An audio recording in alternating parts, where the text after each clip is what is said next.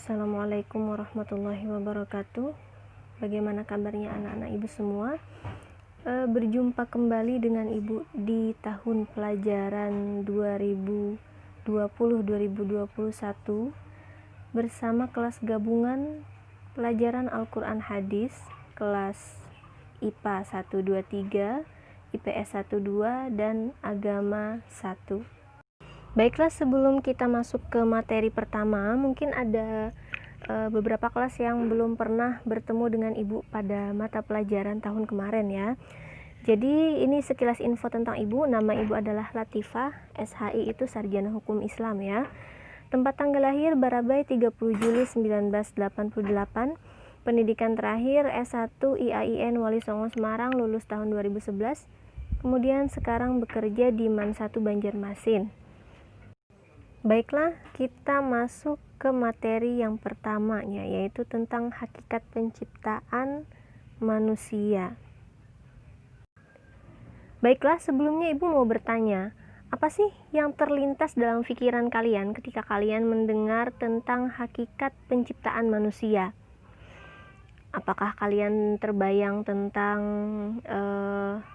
proses terjadinya manusia, atau apakah kalian memikirkan sebenarnya apa sih manfaatnya ada manusia itu, apa sih tujuan Tuhan menciptakan manusia itu?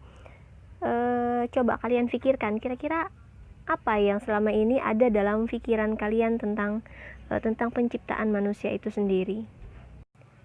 Dalam Al-Quran ada surah Al-Mu'minun ayat 12-14 yang berbunyi, A'udzubillahi minasyaitonirrajim. Walaqad khalaqnal insana min sulalatin min tin, thumma ja'alnahu nutfatan fi qararin makin, thumma khalaqnan nutfata 'alaqatan fa khalaqnal 'alaqata mudghah, fa khalaqnal mudghata 'idhaman fa kasawnal 'idhama lahman, thumma ansha'nahu khalqan akhar, fatabarakallahu ahsanul khaliqin. Nah, anak-anak ibu sekalian, kira-kira ayat tadi menjelaskan tentang apa? Apa kandungan dari surah Al-Mu'minun ayat 12-14 tadi? Nah, seperti yang kalian lihat di slide sebelumnya, bahwa ayat tadi menjelaskan tentang terjadinya atau tahapan penciptaan manusia. Dimulai dari unsur pertamanya, yaitu saripati yang berasal dari tanah, kemudian dijadikan sebagai nutfah atau diistilahkan dengan air mani. Kemudian setelah terjadi proses pembuahan, dia ditempatkan di tempat yang kokoh, yaitu adalah rahim ya, rahim ibu kita semua. Dia ditempatkan di tempat yang kokoh, kemudian dari setetes air tadi, kemudian dia berubah menjadi embrio, menjadi segumpal darah. Tahapan-tahapannya, dari segumpal darah dia berubah lagi menjadi segumpal daging. Kemudian dari daging tadi kemudian tumbuh tulang belulang. Setelah ada tulang belulang, kembali ditutupi dengan daging dan dijadikan sebagai makhluk yang lain lagi bentuknya. Ya, seperti kalian. Kecuali yang kembar identik ya. Kalian ini kan di kelas, misalnya di kelas mana ya, tidak ada yang mukanya sama persis, tidak ada. Karena itu tadi, karena Allah sudah menciptakan manusia itu, dia sesuai dengan tahapan-tahapannya, tapi dia ciptakan dengan bentuk yang lain. Maka seharusnya kita bersyukur ya, karena walaupun muka kita tidak sama semuanya, mungkin ada yang hidungnya mancung ke dalam, ada yang matanya sipit, ada yang kulitnya mungkin agak gelap. Nah, tetap kita bersyukur karena Allah sudah menjadikan kita sempurna walaupun dengan bentuk yang berbeda ya. Kemudian yang kedua ada surah An-Nahl ayat 78. Wallahu akhrajakum min butuni ummahatikum la ta'lamuna syai'aw wa ja'ala lakumus sam'a wal absara wal af'idah la'allakum tashkurun.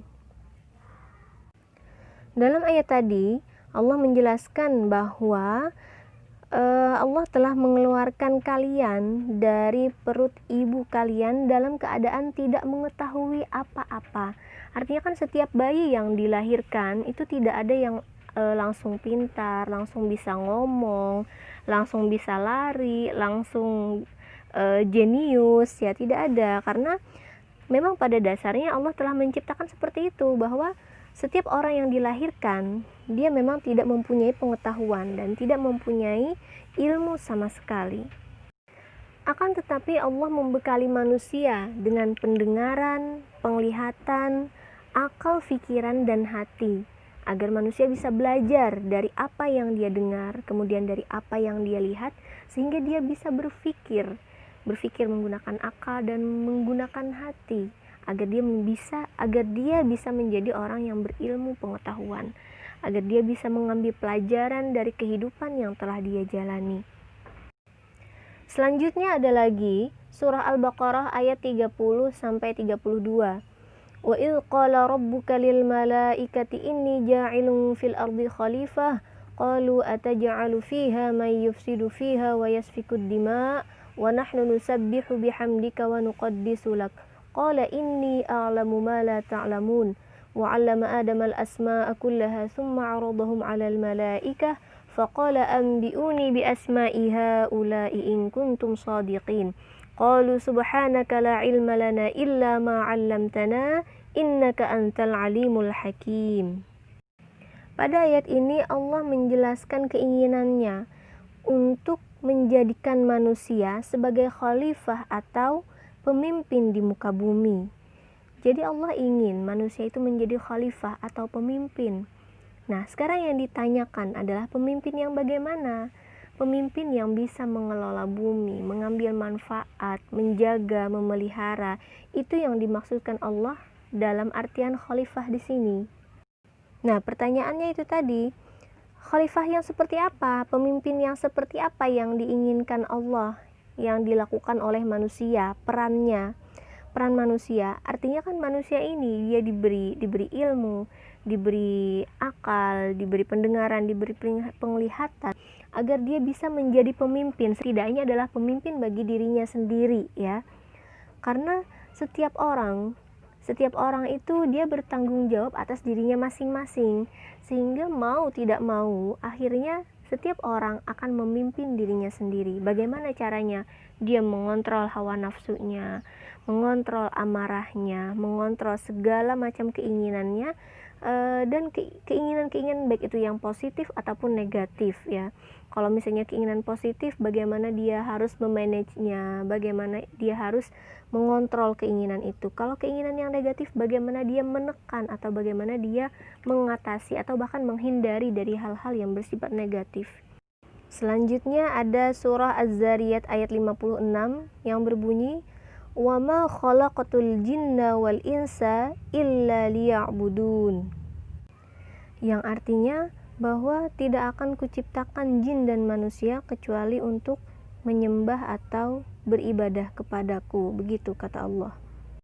Nah, jadi pada ayat ini Allah menjelaskan tujuannya dalam menciptakan manusia, bahwa manusia dia diciptakan untuk melaksanakan ibadah kepada Allah Subhanahu wa ta'ala. Nah, setelah tadi kita telah membicarakan tentang ayat-ayat Al-Qur'an yang menjelaskan hakikat penciptaan manusia, ini ada lagi hadis tentang penciptaan manusia. Intinya mirip, ya, intinya sama, bahwa manusia itu dia diciptakan dari saripati tanah, kemudian dia menjadi air mani, dan setelah terjadi proses pembuahan dia menjadi embrio, kemudian menjadi segumpal darah, segumpal daging, tulang belulang, kemudian dibungkus lagi dengan daging dan kulit, ya, sehingga dia menjadi seseorang dengan bentuk yang lain, ya. Kemudian malaikat juga diperintahkan untuk mencatat rezekinya, amalnya, kemudian nasibnya, kebahagiaannya dan kesusahannya. Kemudian ditetapkan juga bahwa perbuatan yang dilakukan oleh seseorang itu, jika dia melakukan perbuatan orang-orang ahli surga, maka dia termasuk kepada orang ahli surga. Dan sebaliknya, jika dia melakukan perbuatan-perbuatan ahli neraka, maka dia juga akan menjadi salah satu dari ahli neraka.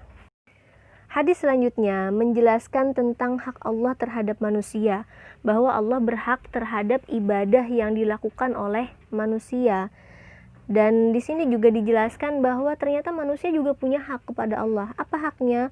Bahwa menurut hadis yang diriwayatkan oleh Mu'adz, Allah tidak akan mengazab hambanya dengan syarat dia tidak menyekutukan Allah.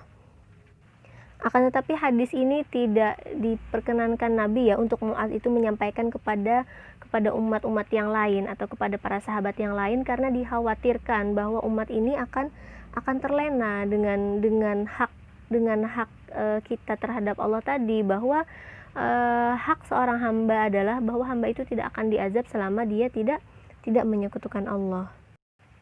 Nah, baiklah anak-anak ibu sekalian, sekian dulu penjelasan dari ibu tentang materi mengenai hakikat penciptaan manusia. Ibu ingin memberikan penugasan, insya Allah tugasnya tidak susah ya, yaitu buatlah kesimpulan tentang materi yang telah kita pelajari pada pertemuan ini. Kemudian tulis di kertas, sertakan nama dan keterangan kelas. Kemudian difoto, fotonya nanti diupload di link Google Form yang ada di slide ini ya, atau nanti ibu berikan juga di Google Classroom ya. Bisa dikabarkan kepada teman-teman yang lain. Misalnya ada yang tidak bisa mengakses, bisa dibantu, bisa minta difotokan, nanti dikirimkan oleh temannya yang lain ya. Yang penting berusaha untuk mengerjakan dan mengumpulkan tugas. Terakhir, terima kasih atas segala perhatian dan antusiasme kalian. Mari kita berdoa semoga pandemi ini cepat berlalu, biar kita bisa segera belajar bertatap muka di kelas lagi, kembali ke sekolah lagi seperti sedia kala. Semoga kita diberikan kesehatan, tetap jaga pola hidup sehat, tetap jaga kebersihan, jangan lupa pakai masker dan cuci tangan, hindari kerumunan.